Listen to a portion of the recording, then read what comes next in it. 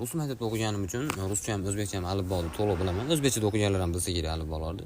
Shu alifbolarda menga doim savol tug'iladi. Ya'ni ruschaga kelsak, mendan doim so'rashadi.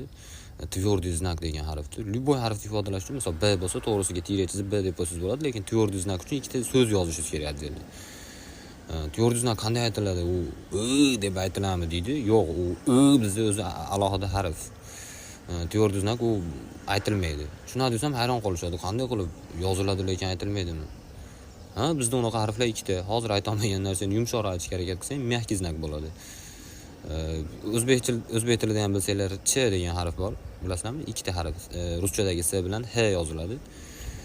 Bittasi aytdi shuni, ruschadagi s ni olib turib h qilganmiz deb. Nimaga shular haligi umrimizni ko'proq sarflashimizni xohlashganmi? Ch ni o'zini olib qo'ysa ham bo'lardi, to'g'rimi?